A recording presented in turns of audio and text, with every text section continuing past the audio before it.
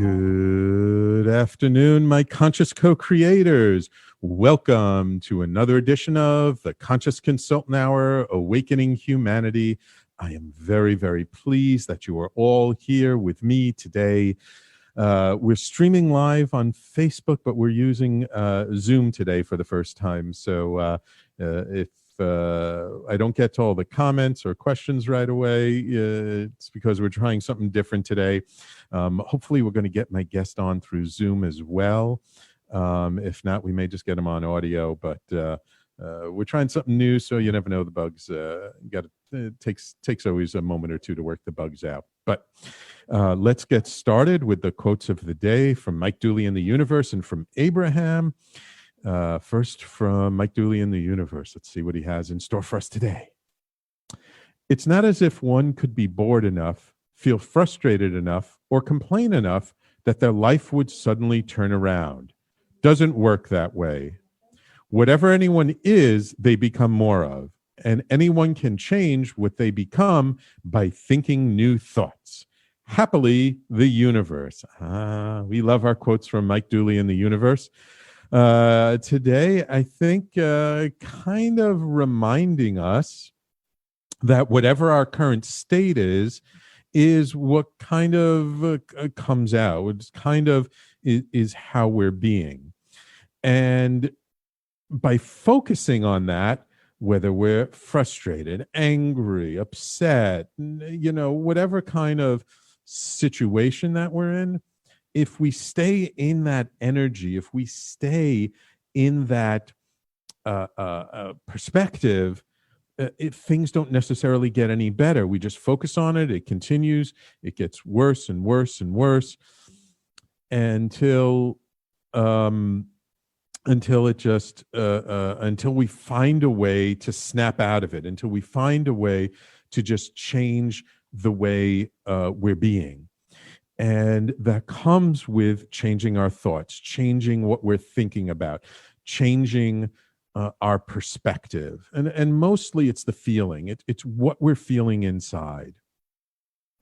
So when we find ourselves kind of in this cycle of nothing is working, I can't get out of this, I don't understand why this is going this way, that's sort of the clue. That's the moment when we need to bring a little bit more awareness, a little bit more consciousness, and say that, you know what, this isn't what I want, and I want to be different.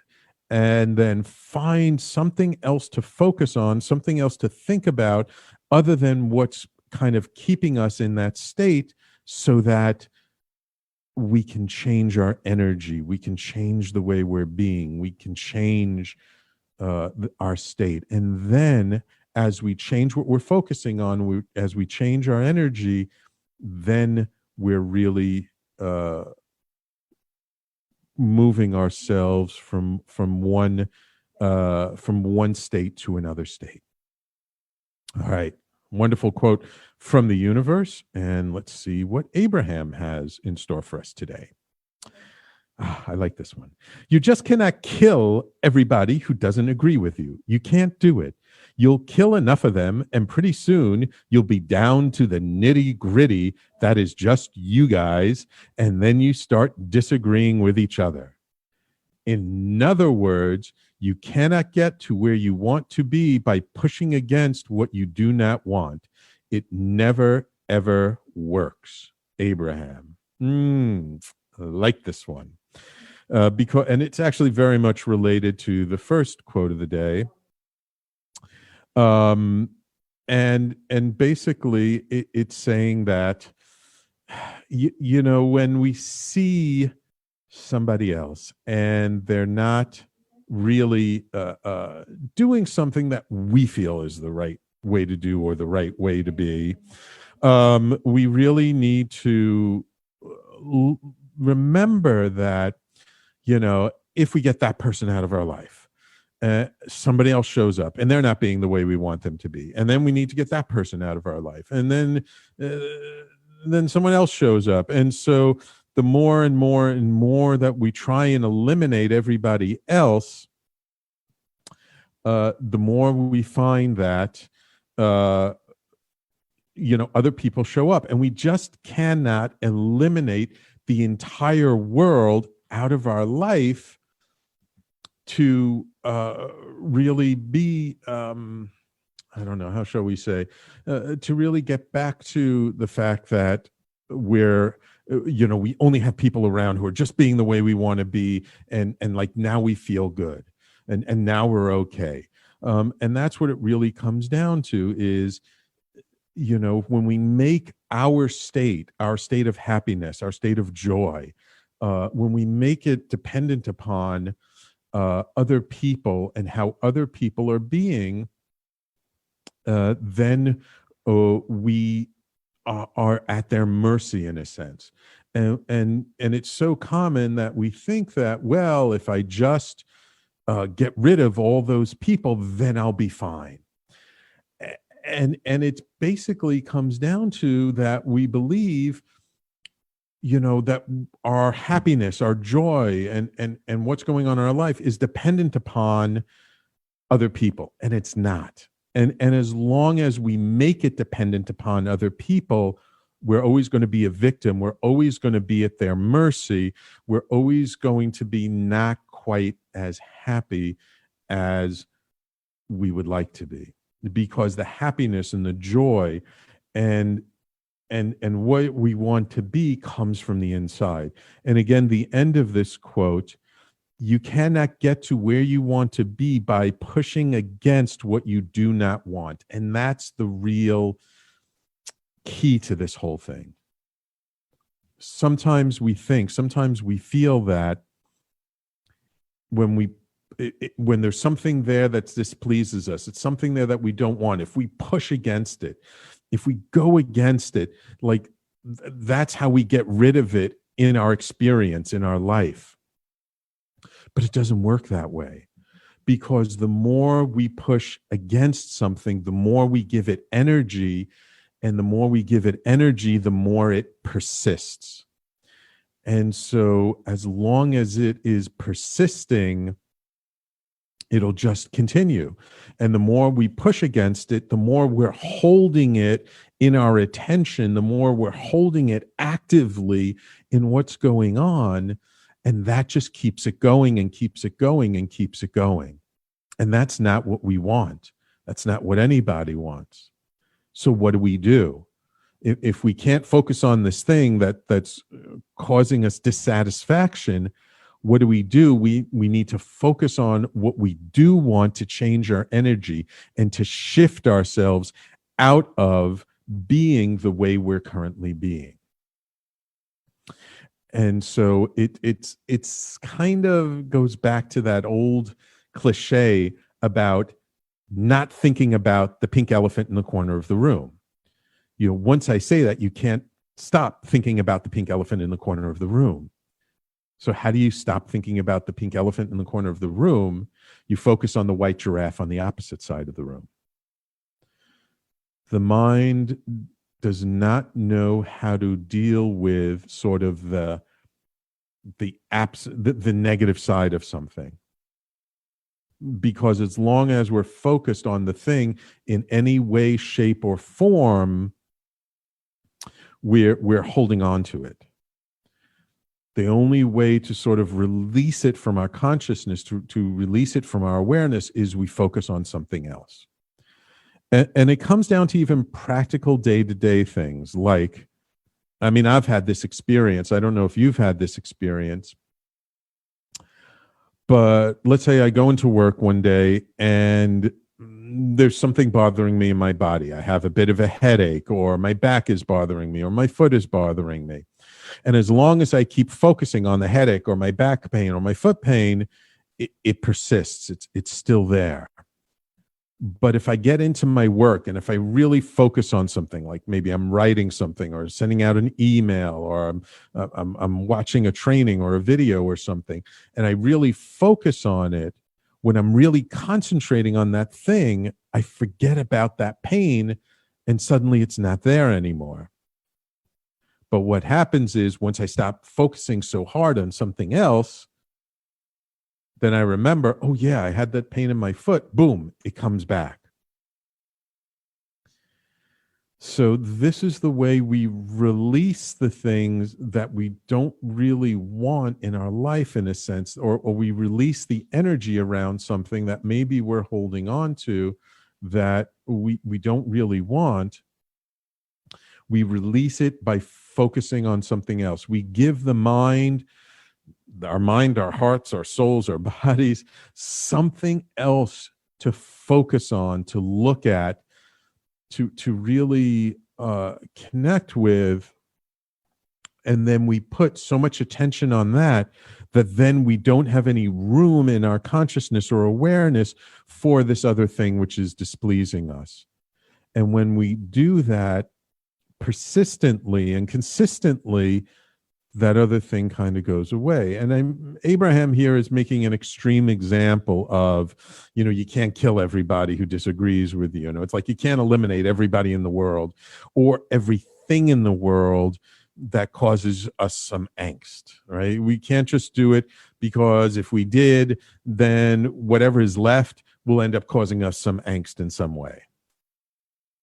What do we do instead? We don't eliminate it from our physical reality. We eliminate it from our consciousness by focusing on the things that we love, that we enjoy. A beautiful flower, being in nature, friends and family who just lift up our hearts and our souls, that make us feel so good, right? When we focus on those things that really enliven us and raise us up and truly bring us to a better feeling place because of our relationship to them, then there is no room for those things which the relationship just pulls us down and keeps us in this state that doesn't really serve us. Now, is this to say that we should completely ignore injustices in the world, that we should completely ignore anything in the world that's not working and that is really what we feel is not going the way that it should be? No, I'm not saying that. But what I'm saying is, instead of focusing on the problem, we focus on the solution. When we feel that oh my God, there's the environment is being so destroyed by people who are unconscious in this world, the more you focus on the destruction and what these unconscious people are doing, we're not doing anything about it. We're not resolving the issue. We're not bringing a higher state of awareness to it. But I forget, a 13 or 14-year-old kid who looked at this issue of too much plastic in our oceans, who came up with this technological solution to scoop up the plastic out of the oceans, right? He focused on the solution, not on the problem. And that's what I'm saying, is that as these things come up that cause us pain or cause us to just not feel good about the way things are, the answer to everything is to focus on how can we change it? How can we make things better? How can we shift and change the consciousness around it? And this is so true and is so, I believe, helpful, especially our whole topic today is all around this. So we're going to take a quick break. And hopefully we're going to get our guest on the phone if we can't get them on video. And we're going to get to our topic of the day, When Plants Dream, which is a new book. Let me hold it up. It might look a little bit in reverse on the video. But When Plants Dream by Daniel Pinchbeck and Sophia Ronklin. So we will have Daniel on today, at least. So everybody, please stay tuned. You're listening to the Conscious Consultant Hour, Awakening Humanity. We do this every Thursday, 12 noon to 1 p.m. Eastern Time, right here on talkradio.nyc and on Facebook Live, on a myriad of our Facebook Lives groups and posts, especially through facebook.com/talkradio.nyc and facebook.com/conscious consult So everybody stay tuned. We're going to take a quick break, and we'll be right back after these messages.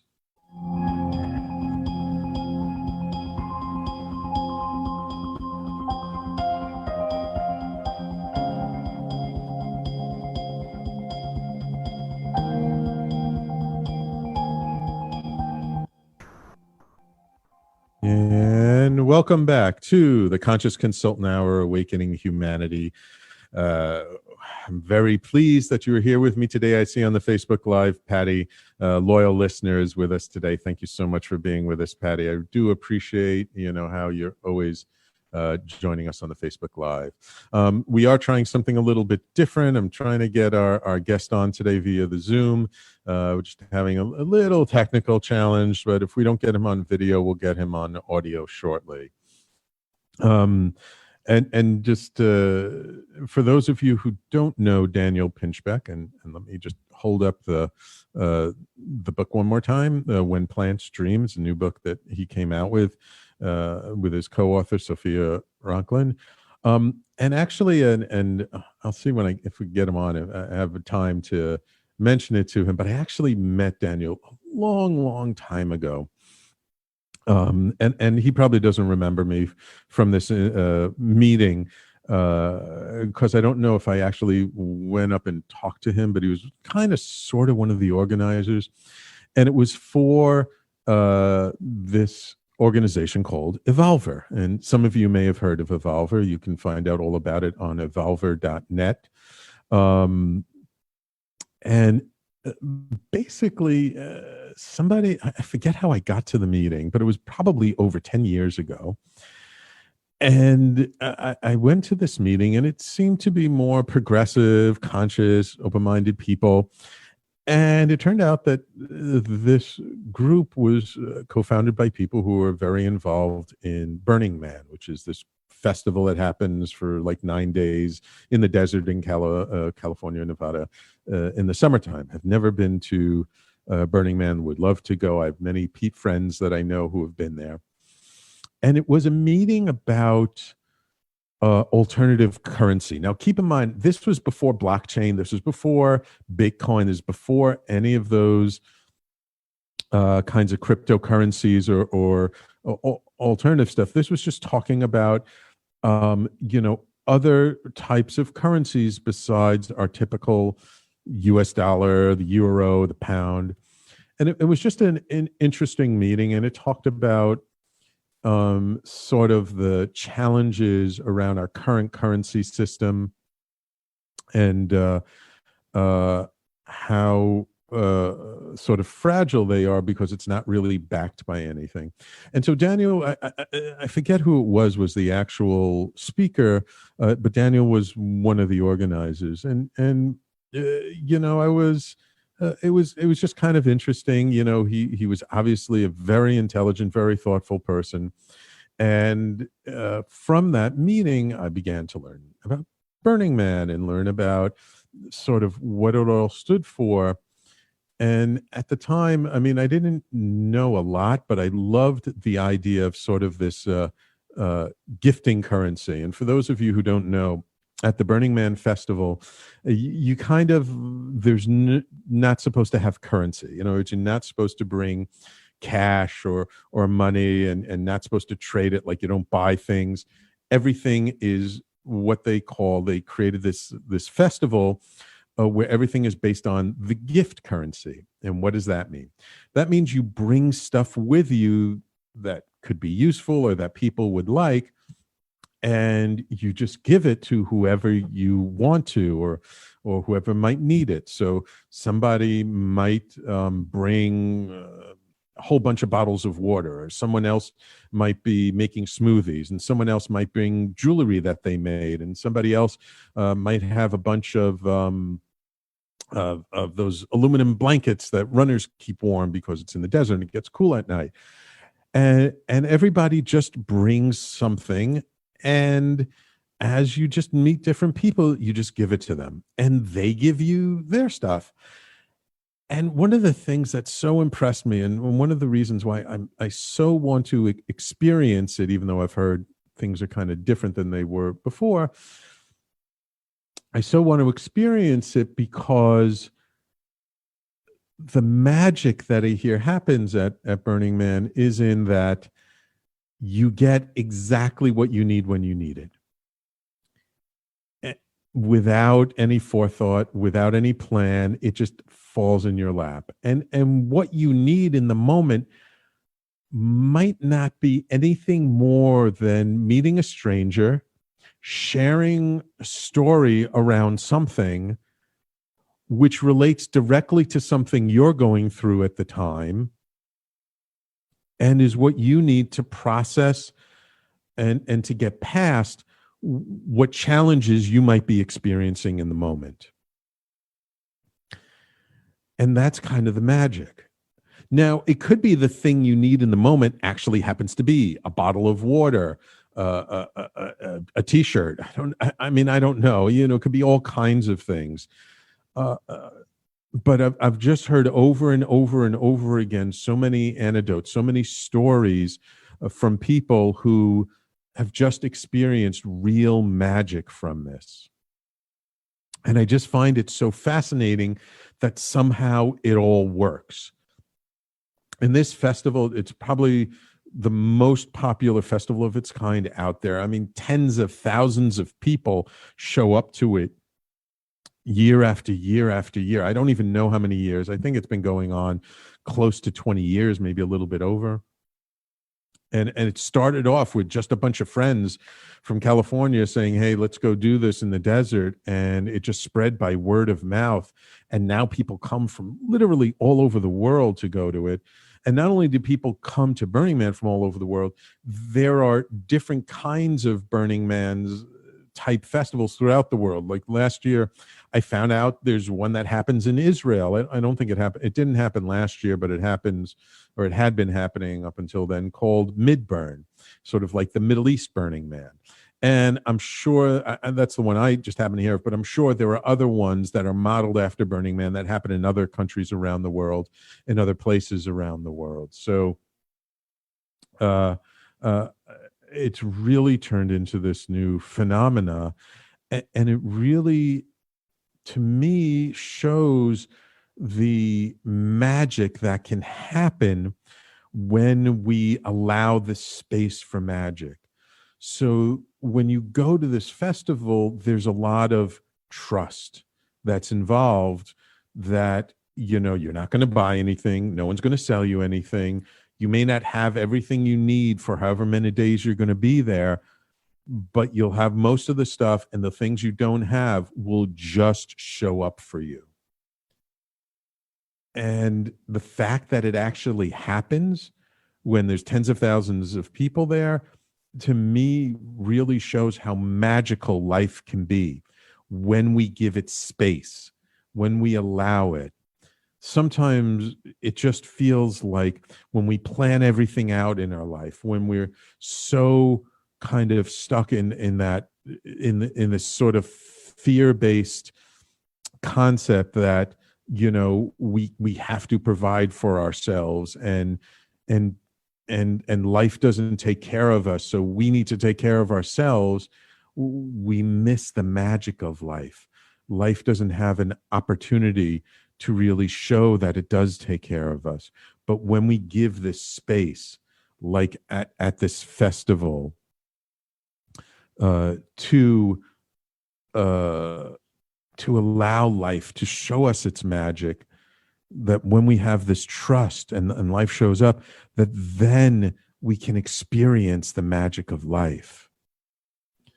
And in some ways, it's kind of a shame that in society today, we've gotten so fearful and we're so stuck sometimes in this paradigm of lack and fear, that we're afraid, like, if I don't do something, I'm not going to have enough food to eat. And if I don't do some, and yes, absolutely, there are places in the world where that is true. And it is true because the places where there's an overabundance of resources are so in fear of not having enough that they don't share what they have with the rest of the world. But the truth is, and I've heard the statistic over and over again, that every day there is enough food and water produced to feed the world 2 or 3 times over, the entire world. And the challenge and the difficulty is sort of distribution and sharing, and the fact that there's this imbalance. And there's some places in the world where there is not enough, and places where there is more than enough. It just doesn't get there. And I just wonder what would happen in this world if we all, and again, I know this is idealistic, but it all starts with us.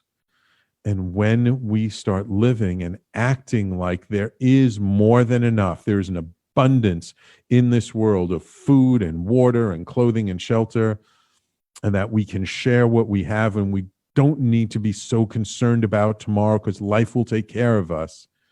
Again, I'm not saying we should be irresponsible. I'm not saying, we should quit our jobs and not pay our bills or whatever. We have to sort of live within the societal context that we are.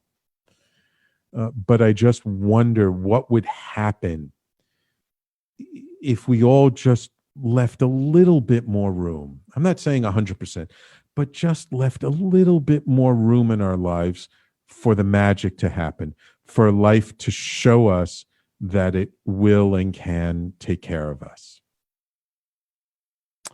So, kind of going a little bit off topic. We're still trying to get Daniel on the line here, but let me take a break, and when we come back, we'll start talking about sort of the main topic that I wanted to talk to today, which is the heart of this book, When Plants Dream. What is it really all about?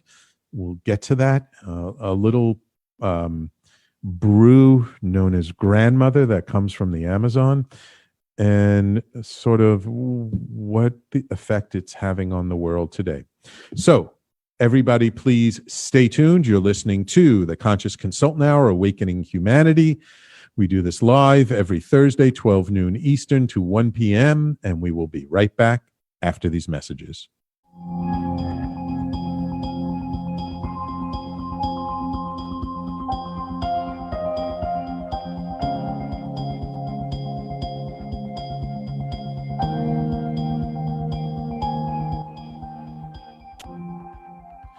And welcome back to the Conscious Consultant Hour, Awakening Humanity. Don't have Daniel on the video. We're trying to get him on the phone. We'll get there in a minute. So let me get started with our main topic of today, When Plants Dream. So what is this book about? So this book is about Daniel and Sophia's experience with what's known as a plant medicine known as ayahuasca, or grandmother. And it is a real, I would call it even a movement, or a real, a real movement, or a real healing modality that comes from the Amazon. A lot of people know about it from Peru. It comes from the shamanistic traditions. And the thing that's fascinating to me about ayahuasca, it's a combination of two different things. It's the leaves of one plant and the bark of another plant. And it's quite interesting because if you take these two elements separately, you do not get the same effect of doing it together. And the reason why is I believe it's in the bark, there is what's known as this chemical known as DMT. However, our liver naturally breaks down DMT. Supposedly, our body, according to researchers, produces DMT naturally 2 main times in our lifetime: when we're born and when we die. Our brain releases a ton of DMT into the system. However, like during normal day-to-day activity, we don't have the ability. Our liver breaks down the DMT, so we don't really experience. So, in the leaves, there is what's known as an MAO inhibitor, which is the chemical that breaks down the DMT. So you need to inhibit the liver from breaking down the DMT, and then you can actually have the experience. And I believe we have Daniel on the phone. Daniel, are you there? I'm right here. All right, great. I apologize for the technical problem. So, Daniel is the best-selling author of Breaking Open the Head and 2012, The Return of Quetzalcoatl. He's the co-founder of the web magazine Reality Sandwich and the online platform Evolver.net that I talked about earlier. His essays and articles have appeared in a vast range of publications, including the New York Times, Esquire, Rolling Stone, and Art Forum, and he has been a columnist for Dazed and Confused. Thank you, Daniel, for being on the show today. Thanks, Sam. You didn't mention my most recent book, When Plants Dream, which is about ayahuasca, actually, which I think you were just talking about. I've been mentioning it all program long before we got you on here. I'm holding it up on the video for people, but yes, this is what we're here to talk about today. So we've lost a bunch of time from technical things, so let's get right into it. What is it that got you interested in this path of plant medicine work? Yeah, I mean, actually, for me, it was actually like an existential crisis, like a spiritual emergency, where I was working in New York as a magazine editor and journalist, and I started writing about ecological topic matters and stuff. And I just got more and more discouraged by the prevailing culture of like nihilism and cynicism. Then I remembered my psychedelic experiences from college. And as a journalist, I realized that I could go and do some more exploration of the subject. So I got an assignment from a Vibe magazine, a hip hop magazine, to go down to West Africa, to Gabon, and go through an Iboga initiation. And for Men's Journal, I did ayahuasca in Ecuador. And that kind of launched me on my whole journey. Wow. So it was actually a research project. Now, that was about how long ago? This was a while ago, right? That was like the late 1990s. Right. So this was long before, because it many more people have heard about it now, but back then it was still relatively unknown here in the West. Yes, exactly. Well, in fact, in the New York media world that I was part of, psychedelics were not something to take seriously. Everybody would just ridicule you, and it was really a long time. I mean, when my book came out, there would have been nothing really about psychedelics in the mainstream, since the early 70s. Right. And now that's all changed with all of the research being done into psilocybin, MDMA. There's a lot of work done, but more importantly, when it comes to When Plants Dream, there is this humongous underground kind of in the West, that people aren't just going down to the Amazon, whether it's Peru or Ecuador or Brazil. People are actually finding it locally here in New York City and in places across the country. People are finding these medicine circles where they can experience it for themselves right here. Yeah, that's true. That's been the case for a long time. There are people who, the first time I did it actually was in maybe 1998 or something, in a ceremony downtown from two shamans who are like whites from California. But yeah, now there's definitely a huge subculture. There are people who've gone down to train in medicine work, and then there are practitioners from all these different traditions who come here. And there's a couple of religions that originated in Brazil, which are quite popular, Santo Daime and União de Vegetalis. And those ones have also been important because they've won kind of landmark legal cases protecting use of ayahuasca as a sacramental medicine. Right.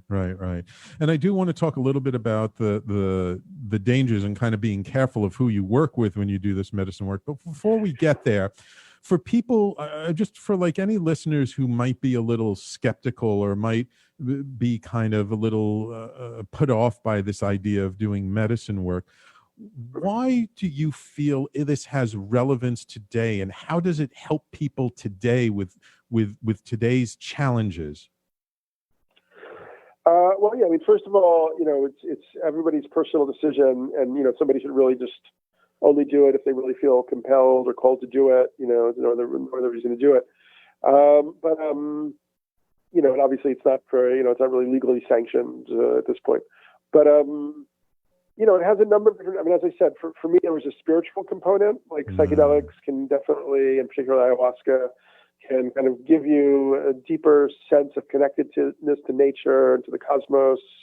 You can feel like you're undergoing like really powerful healing processes. You can feel that there's like other forms of consciousness, connected to the plant, connected to nature, connected to the spirit world that you can communicate with. I mean, there's many, many reasons. Healing is one reason people, have, exploring it, healing it from, cancers, autoimmune disorders in Peru. So there's, a whole bunch of different reasons to do it. Right. So it's really like a way for people individually to connect directly to our divine nature, or to whatever we view as our spiritual side, or God, or the universe, or whatever term we want to use. And it's also and actually sometimes having that mystical experience is a way for people to heal from things like depression and so on, or anxiety. Like, they've done these studies. Johns Hopkins was doing studies with mushrooms for people who had terminal cases of cancer and were feeling anxiety about the end of life process. And when they did the mushrooms, they often felt alleviated of their anxiety, and they felt more connected to source, and that more like there was a continuum of life and consciousness. They can have really profoundly positive impacts. Another area of positive impact, there's a new documentary out called From Shock to Awe, which looks at ayahuasca as a treatment tool for post-traumatic stress disorder in veterans from the Iraq War, and tracks a number of veterans as they go through a journey of healing using ayahuasca. As by the end of it, they've thrown away all of the other drugs they had in their cabinet and all the more addictive psychopharmacological substances. Right. Exactly. So it has not just aspects of spiritual healing and sort of the existential stuff, but it actually has real benefit on the physical, mental, emotional healing as well. For most people, it particularly the first times you take it, it's very profoundly, you're influenced by like the experience in a very positive way generally. Right. Now, this is a very, very old tradition. And one of the things that I find so fascinating about it is when researchers asked the shamans in Amazon, how did you know to combine these two different aspects, the leaves and the bark? They said the plants told us. And that's true. Yeah, I mean, that's famously the anecdote. I mean, we don't really know, because obviously if you're looking at rainforest tribes, there's no written record, there's no even, architectural record. So all we have is kind of oral traditions that go back. So we can't really say how long ayahuasca has been going on. I mean, some people believe it's only a few hundred years that it's being used in its present form with these two plants put together. Other people think it's 5,000 years or longer. So we really don't know. Right. Okay. I want to take a quick break. And then when we come back, I want to talk about kind of some of the dangers in getting involved with these circles, or not, let's not say dangers, but things to be cautious or aware of. And then, how to properly sort of enter into this realm. And then what are the implications for the future? Okay, Daniel? Okay, great. Okay, wonderful. So everybody, please stay tuned. You're listening to the Conscious Consultant Hour, Awakening Humanity, and we'll be right back after these messages.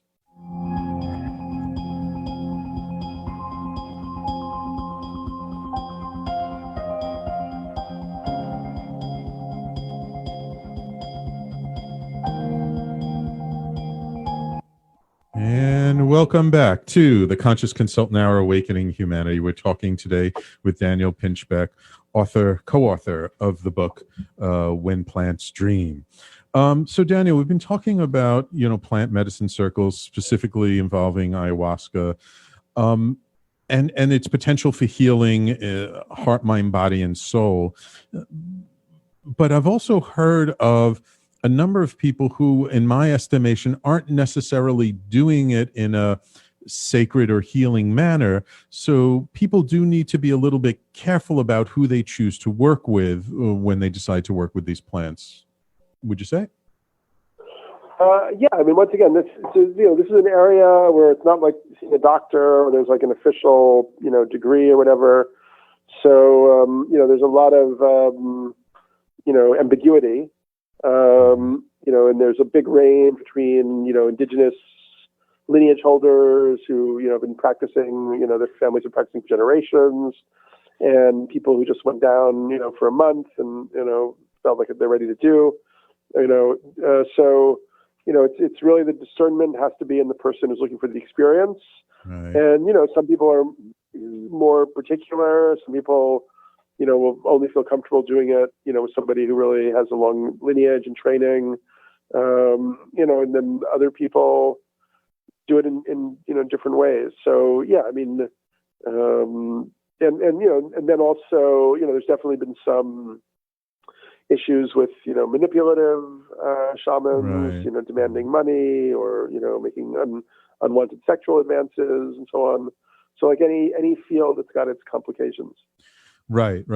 So it's something that I feel sometimes people are a little bit too easy about, oh, my friend told me about this circle, I'm going to go to it. That it really is because you're in a very open and sort of vulnerable state when you're in ceremony, you really do want to check the person out, if you can, maybe meet them before the ceremony, talk to some people who've been in the ceremony, find out, exactly.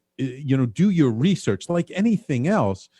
Do your research and make sure that this is something that just feels right for you. Because it's not uncommon for people to sort of give away their power and say, oh, well, this person, they're a shaman, they must really know better, but they have no clue who this person is or why they're doing it. And so we do have some responsibility to ourselves to make sure that this is something that's appropriate for us. Yep, totally. Absolutely. So with this sort of growing popularity and the fact that there are these medicine circles, happening around the country and around the world now, what do you feel are like the implications for the future? Where do you see things going from today? Yeah, I mean, it definitely looks as though we're moving towards increasing mainstream acceptance of the value of the psychedelic experience.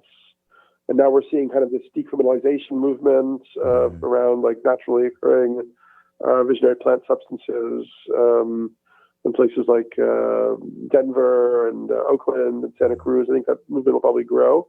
We're also seeing, businesses beginning to move into the field, companies developing treatments for different mental illnesses using different psychedelic molecules, trying to patent particular applications and so on.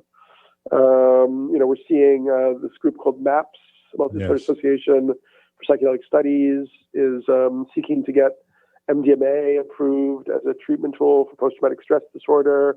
And they're in the FDA approval process. They've been having really wonderful results. Yeah. So, I think we're reaching a tipping point where the value of these tools, is going to be recognized for people, and that'll lead to changes in the legislative framework. Yeah. There's a wonderful conference that happens here in New York City. I'm sure you've been to it, Horizons, which has been going on for like 12 years. And I've been going the last couple of years just to hear about the latest research and where things are going. And MAPS has had tremendous success with MDMA. And then some of the in other countries, I've seen presentations on people using ayahuasca to help with I don't want to say cure, but helping people with cancer and, like you said, depression and other things that really, there's really a lot of growing evidence, a body of evidence that's not just anecdotal anymore, that's actually well-researched, showing like, yes, there is tremendous value in using these plants. Where do you see things kind of going? I want to call it on a more societal level, because, and I've had a number of different people on my show who've had experience with it. I had one a person who was an ad executive that after going down and having his ayahuasca experience in the Amazon, he came back, totally changed his company around, now is all about like ecological stuff, feeling so much more connected to nature and doing things that's more sustainable. This seems to be a growing trend. Where do you feel like things are starting to move? Like, what is the ultimate effect of all of this on society itself? Yeah. By the way, I should mention that I'm involved in helping to curate a new conference called PAWA, P-A-W-A. Oh, wonderful. It has a website called pawa.life. Okay. And it's going to be in late March. And it's going to explore some of these areas and interests. This has been a big subject throughout my work, kind of thinking about the intersection of, how our civilization is developing and what's happening environmentally, and, the capacity of these substances like ayahuasca to kind of awaken people and kind of like maybe deprogram them of their old beliefs and make them more aware of the connection they have to nature, and that could lead them to make positive changes in how they do their business and what they focus on, what they believe is right. So that is happening. It's an ongoing process. It's a very good one. Is it happening fast enough? It doesn't really seem like it, considering all the negative stuff that's happening. Right. But who knows? Maybe. I'm sure, as you're aware of, the Amazon is incredibly threatened right now. Yes. What's happening in Brazil, what's been happening in, other countries with like loss of forests and, forests being clear cut to create soybean plantations to feed cattle and so on. Hopefully all this interest in ayahuasca and Amazonian indigenous traditions will lead to the elite of the modern Western world really working harder to help kind of preserve the forest and the communities that steward it. Yeah, absolutely. One of my teachers, based out in California, he says that what we're experiencing is not mental illness, but they're maladies of the soul. They're kind of more like similar to how you had an existential sort of spiritual crisis that brought you to it, that society as a whole, in a way, is experiencing an existential crisis with our sort of disconnection from nature and disconnection from really the understanding how we are a part of nature, and that by doing things like clear cutting the Amazon, we're hurting ourselves. There seems to be like this immediate, return. So, okay, there's more soybean farms or whatever, but the long-term effect of it is awful, and that we're doing things that maybe have a short-term solution, but are horrible on the long term. And that as we learn that we are a part of nature as much as anything else, that hopefully that cultivates this desire to change, what's happening. Yeah, exactly. So the subtext of your book is Ayahuasca, Amazonian Shamanism, and the Global Psychedelic Renaissance. What is it that you hope people will get from your book when Plant Stream, when they pick it up and read it? Well, first of all, I think ayahuasca is inherently a super fascinating subject. And I think our book is, the most comprehensive, and still quite pithy, in covering all the different facets of it, from its history to its origins, to the myths surrounding it, to how the modern world discovered it in the 19th to 20th century, how it's being used now, and, the legal aspects of it, and the, medical, therapeutic aspects of it, and the spiritual aspects, its relationship to different religious and spiritual traditions. So, yeah, I hope that people will just get a much deeper understanding of this plant medicine, its uses, its potential value, what it can do, and they'll just be much more educated about the whole thing, including we also look at the downsides of including like how the shamans are manipulating it, to how the plants are being, over harvested and cut down and so on. Right. So it gives people hopefully a full understanding of ayahuasca, whether or not they choose to do it themselves. Right. We're really just touching on sort of the surface on a lot of these topics. The book really goes into much more detail about it, and it's available, I know, of all places, on Amazon.com and in other booksellers, correct? Exactly.